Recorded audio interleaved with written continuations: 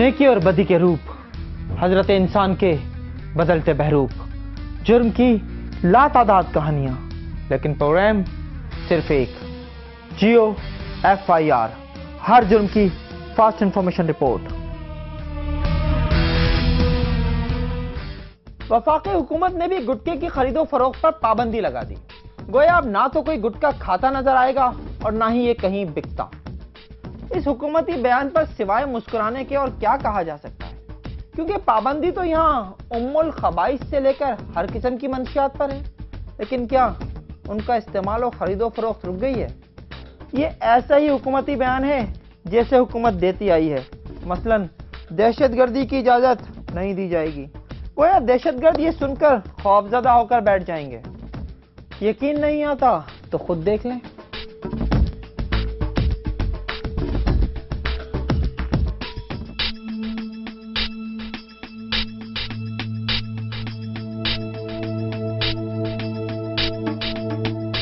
हुकूमत ने गुटखे की खरीदो फरोख्त पर पाबंदी लगाने का ऐलान तो कर दिया, मगर जिस धंधे में रोजाना करोड़ों रुपए की रेल पेल हो और जिस लत में लाखों करोड़ों लोग मुब्तला हों, उस पर रोक लगाने के लिए खाली खुली ऐलान नहीं बल्कि ठोस और जामा हिकमत अमली की जरूरत थी। लेकिन सरकार ने अपनी पुरानी डगर पर चलते हुए ये मामला पुलिस और सेहत के महकमों पर छोड़ दिया। और खैर से इन दोनों महकमों की कारकर्दगी ऐसी है कि अवाम हर पल इनकी नजरें उतारते रहते हैं, उन मिर्चों से जिनकी जलन उन्हें जिंदगी में जगह जगह महसूस होती है। गर्ज पाबंदी के बायस ये गंदा धंधा मंदा जरूर पड़ा है, मगर बेचने वाले डंके की चोट पर कह रहे हैं ये 4 दिन का अंधेरा है। भत्ते के रेट बढ़ते ही फिर चांदनी रात होगी। कोई खराब, ये 10 साल से चल रहा है, अभी गए ना 10 साल हो गए। बंद क्यों कर देते हैं? ये पैसा दिए, पैसा कम दे रहे हैं, पैसा देते फिर खुल जाएगा। 2 लाख रुपए दे दो यहाँ है कुछ भी नहीं।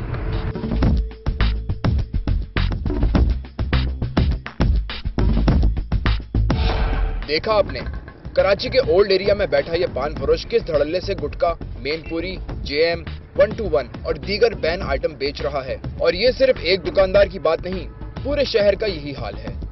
यूं लगता है जैसे खरीदने और बेचने वालों ने पाबंदी पर गुटखे की पीक थूक दी हो। जियो FIR की टीम जिन दुकानों पर गई, वहां बड़ों के साथ बच्चे भी ये जहर खरीदते दिखाई दिए। बेचने वालों को इस बात की बिल्कुल परवाह नहीं थी कि इन अशिया की फरोख्त गैर कानूनी करार दे दी गई है। उनका कहना था कि सब मीडिया के सामने नंबर बनाने का खेल है। मामला ठंडा पड़ते ही पहले नोट चलेंगे और गुटखे की मुतासरा सप्लाई चेन फिर बहाल हो जाएगी। बल्कि बाज दुकानदारों ने तो गुटखे को मुजरे सेहत मानने से ही इनकार कर दिया।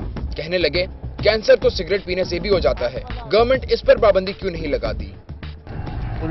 ये क्या लिखा है, क्यों नहीं बंद करते, क्यों नहीं बंद करते? क्या कानून है पाकिस्तान का? और मेरा साहब लेकर आया कि सेहत के लिए मुजरिम है, क्यों नहीं बंद करते? गरीब को दबाना सिर्फ पैसे हो गए में, और कुछ भी नहीं है।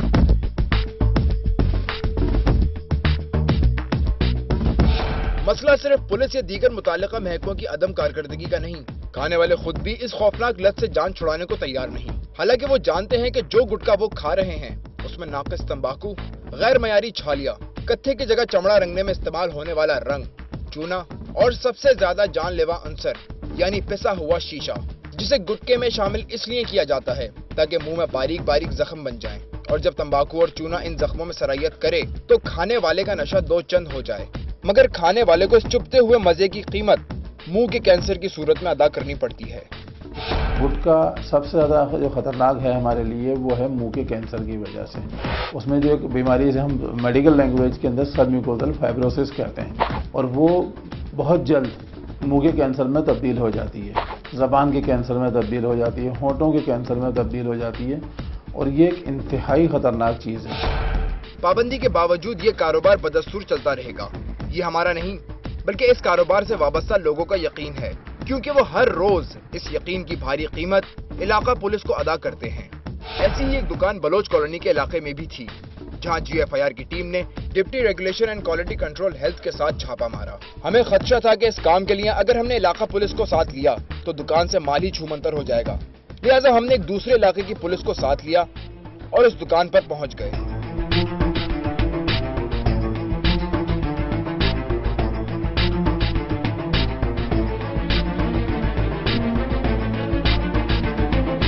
اس وقت میں بلوچ کالونی کے علاقے میں کھڑا ہوں اور یہاں پر یہ ایک جنرل اسٹور ہے جس کے اندر سے تمباکو اور یہ مختلف تمباکو کے جو گٹکے ہیں وہ برآمد ہوئے ہیں. ہمارے ساتھ اس وقت ڈاکٹر عرفان صاحب. ڈاکٹر صاحب, یہ اس کے اوپر کیا یہ الاؤ ہے سب کچھ یہاں پہ بکنا جس طریقے سے بک رہا ہے؟ یہ اس پر تو بین ہے اور یہ تو ویسے ہی مضر صحت ہے اور اتنی بڑی کوانٹٹی میں نکلا ہے یہاں سے, تو یہ تو کیونکہ 144 لگا دی گئی اور اس کا منع ہے بیچنا, تو ہم آئے ہیں یہاں پر پولیس کے ساتھ اور اس کو ریڈ کیا اور اس کو اٹھا گئے. آپ کا ہے بھیا یہ؟ جی جی.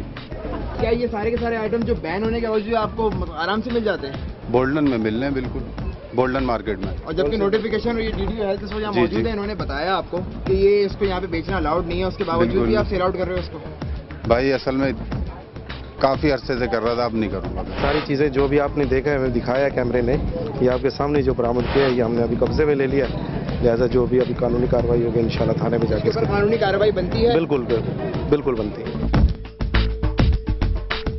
ان کی نالج میں تھی یہ بات کہ یہ جو تمام کے تمام گٹکے ہیں یہ زہر ہیں, اور ان کی نالج میں یہ بات بھی تھی کہ گورنمنٹ کی طرف سے یہ آرڈرز پاس ہوئے کہ گٹکے تمام جگہوں پہ بین ہو جانے چاہیے, اس کے باوجود بھی یہ بیچ رہے تھے.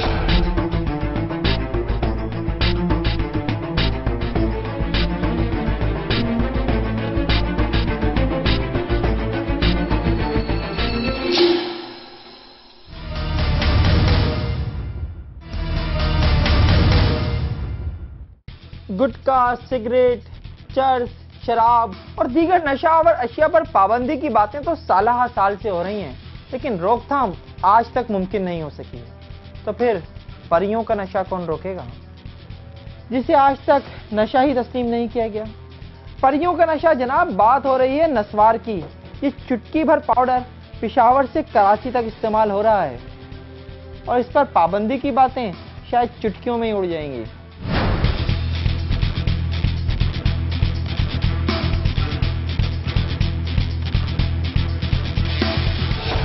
پان سگریٹ کی طرح نسوار بھی ایک ایسا نشہ ہے جس پر کوئی پابندی نہیں. پشاور کا شاید ہی کوئی ایسا مقام ہوگا جہاں نسوار فروخت یا استعمال نہ کی جاتی ہو. پختونوں میں یہ نشہ اتنا مقبول اور عام ہے کہ دونوں ایک دوسرے کی پہچان بن گئے ہیں. یہ ہو ہی نہیں سکتا کہ کہیں 2-4 پختون دوست بیٹھے ہوں اور نسوار کی پڑیاں نہ نکلے. اس کے نقصانات کی خبر سب کو ہے, مگر یہ کافر ایک دفعہ منہ کو لگ جائے تو پھر چھوٹنے کا سوال کم ہی پیدا ہوتا ہے. چونے, الائچی, راکھ اور تمباکو سے تیار ہونے والے اس مرکب کو منہ میں رکھتے ہی دماغ کی بتی جل اٹھتی ہے اور لگتا ہے جیسے ہواؤں میں اڑ رہے ہوں. اسی لیے تو پختون اسے پریوں کا نشہ کہتے ہیں. نسوار ہم ڈالتے ہیں اس لیے کہ ہم شور میں ہوتے ہیں, اگر نسوار نہ ہوئے نا تو پھر ہم لیونوں سے بھی بدتر ہوتے ہیں. بس کہا تھا کیا کروں, زمینوں میں جاتے ہیں, کام شام کرتا ہے تو نسوار نہیں پاتا ہے تو روٹی چاہت ادھر ملے نہیں, تو بس یہ نسوار پر گزارا کرتا ہے. مجھے اور اس وقت پتہ چلتا ہے کہ ہمارا دل بھی ختم ہوئے ہے, دان بھی ختم ہوئے ہیں, مغز بھی ختم ہوئے ہیں, بدن میں بڑی کمزوری آتی ہے.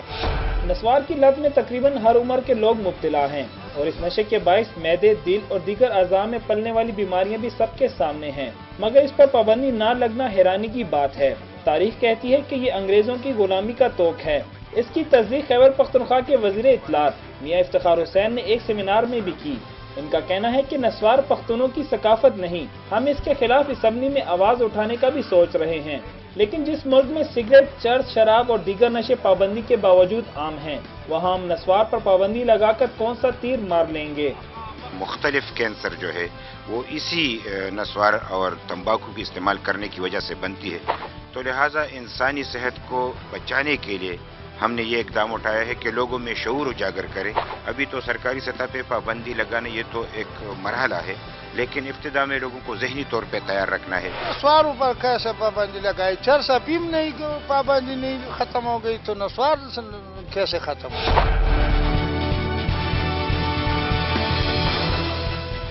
نسوار میں شامل تمباکو, چونے اور دیگر مضر اعضاء کے باعث ہاضمے کی خرابی اور کم عمری میں ہی دان ٹوٹ جانے کی شکایات عام ہیں, جبکہ اسے کھانے سے کینسر جیسا جان لیوا مرض بھی لاحق ہو سکتا ہے. لیکن استعمال کرنے والے مستقبل کی بیماریوں پر حال کے نشیلے مزے کو ترجیح دیتے ہیں.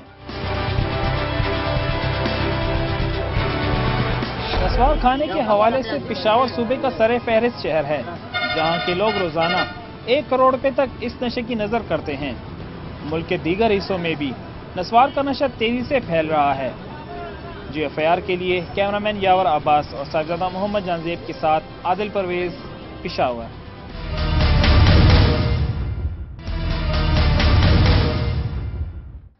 गिरती हुई दीवार को एक धक्का और दो, ये हमारा बहुत पुराना नारा है।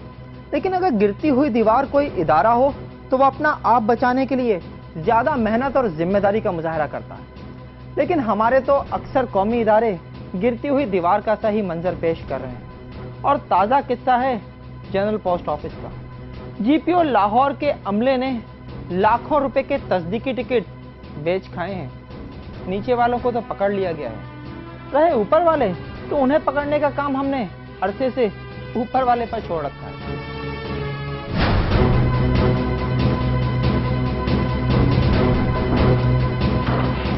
नए जमाने की जिद्दतों ने जहां कई समाजी इदारों की अफादियत को बढ़ाया, वहीं सदियों पुराने कुछ इदारों को मादूमी के खतरे से भी दो चार किया है।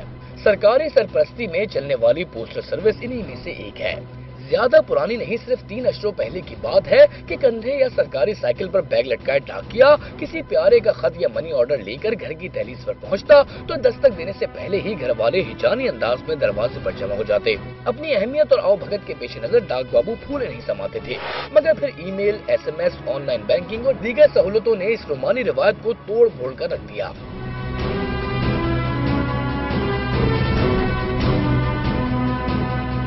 सरकारी डाकखानों के खात्मे और इस निजाम से वाबस्ता लोगों को बेरोजगारी से बचाने के लिए हुकूमत ने इनके जिम्मे कुछ नई जिम्मेदारियां लगाई, जिनमें गाड़ियों और असलहा लाइसेंस के टोकन का इजरा भी शामिल है।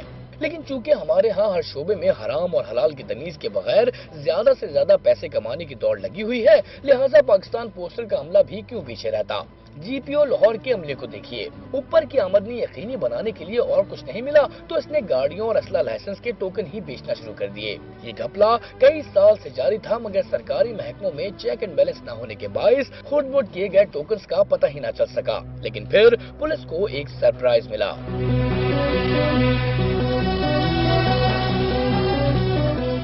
ये समनाबाद पुलिस थी, जिसने एक फ्लैट पर छापा तो किसी और शोबे में मारा था, लेकिन उसे वहां से असलहा लाइसेंस और गाड़ियों की रजिस्ट्रेशन से मुतालिक कई लाख रुपए मालियत की डाक टिकटें मिली।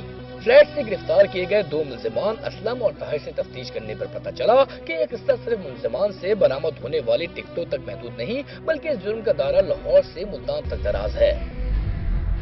इनको पकड़ा है जिनके कब्जे से तकरीबन 4.5 लाख रुपए की असले की मालियत की टिकटें पकड़ी हैं 2012 की, और तकरीबन 4-4.5 हज़ार रुपये की मालियत की हमने ड्राइविंग की टिकटें पकड़ी हैं। और इनके कब्जे से तकरीबन कोई 80,000 रुपया नकदी भी बरामद हुई है। मुल्जिमान ने इब्तिदाई तौर पर अपना जुर्म तो कबूल कर लिया, ताहम इससे आगे वो कुछ बताने पर आमादा नहीं थे। लिहाजा पुलिस को अपनी काबिलियत की डिग्री दिखानी पड़ी। दिमाग दुरुस्त और तबीयत साफ होने पर मुल्जिमान ने बताया कि वो जुर्म के हकीकी जिम्मेदार नहीं, उनका काम तो सिर्फ इन टिकटों को लाहौर से मुल्तान लेकर जाना है।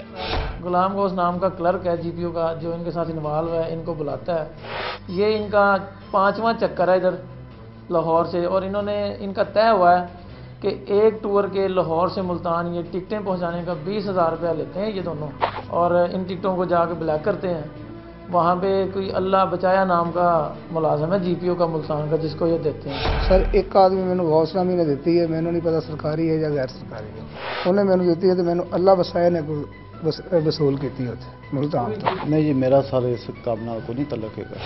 ये कोई मामूली जुर्म नहीं। गाड़ियों के रजिस्ट्रेशन के हवाले से जो टिकटें नाजायज तौर पर फरोख्त की गई, इनके बाइस टैक्स की मद में हुकूमत को करोड़ों रुपए का नुकसान पहुंचा, जबकि इनमें लाखों टिकट ऐसे भी थे जो गैर कानूनी इसलहे को कानूनी बनाने में काम आए होंगे। GFIR के लिए कैमरा टीम के साथ हसन इफ्तिखार, लाहौर। जब गली गली असलाह आम हो तो फिर स्ट्रीट क्राइम में इजाफा कोई अजीब बात तो नहीं। सूरत हाल ये है कि योमिया कराची से 50 से ज़ायद गाड़ियां चोरी या छीनी जा रही हैं और शहरी बेबस हैं। शहर के गली मोहल्लों में शहरियों को उनकी गाड़ियों से महरूम कर देने वाले स्ट्रीट क्रिमिनल्स ही हैं हमारे आज के इंतहाई मतलूब। जरा गौर से देखिएगा, ये आपके इर्द गिर्द भी हो सकते हैं।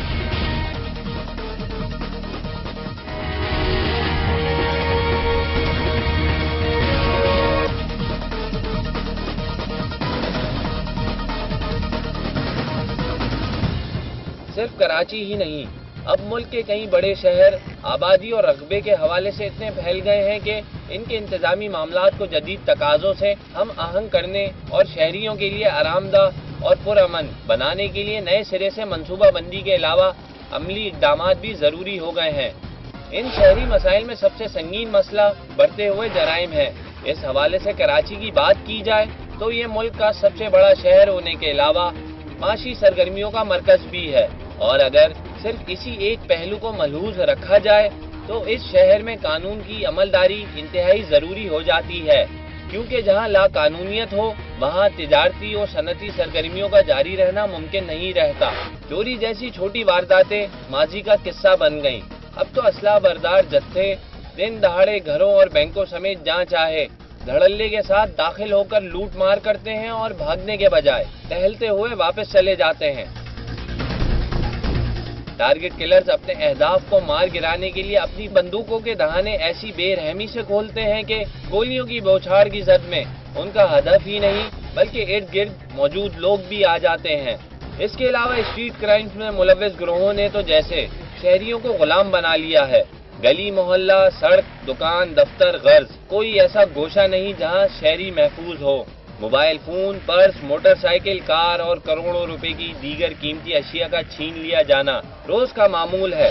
اور آج GOFIR کے انتہائی مطلوب ایسے ہی دو ملزمان ہیں جو گاڑیاں چھیننے اور چرانے کی وارداتوں میں ملوث ہیں۔ ماضی میں یہ ملزمان گرفتار بھی ہوئے لیکن ضمانت کرانے کے بعد مفرور ہو گئے۔ ذرا غور سے دیکھیے گا، یہ آپ کے ارد گرد بھی ہو سکتے ہیں۔ نام محمد یوسف بخاری عرف یوسف بھایا عرف علی، بلدیت رفیق حسین، پتہ مکان number R 582 sector 73 north Karachi کا ہے، رنگت گندمی، قد 5 فٹ 6 انچ۔ 2009 میں پولیس نے گرفتار کیا تھا مگر بعد میں ضمانت پر رہا ہو گیا۔ گاڑی چھیننے کے 1 درجن سے زائد مقدمات میں قانون نافذ کرنے والے اداروں کو مطلوب ہے۔ نام محمد آصف کھوکر عرف چھوٹو عرف کاشف، بلدیت عبد المجید، پتہ سرجانی ٹاؤن، مکان نمبر 398 سیکٹر 4D عبداللہ آباد کا ہے، رنگت گندمی، قد 5 فٹ 8 انچ۔ ماضی میں پولیس کے ہاتھوں 3 بار گرفتار ہوا، تاہم پولیس کی ناقص تفتیش کے باعث ضمانت پر بآسانی رہا ہو گیا۔ ان انتہائی مطلوب افراد کے بارے میں اگر کوئی اطلاع ہو تو قریبی تھانے کو مطلع کریں یا GOFIR کو ای میل کریں۔ جرم ہوتے رہیں گے اور آپ تک پہنچے گی ہر جرم کی فاسٹ انفارمیشن رپورٹ صرف GOFIR میں۔ دیکھتے رہیے اس وقت تک جب تک جرم باقی ہے۔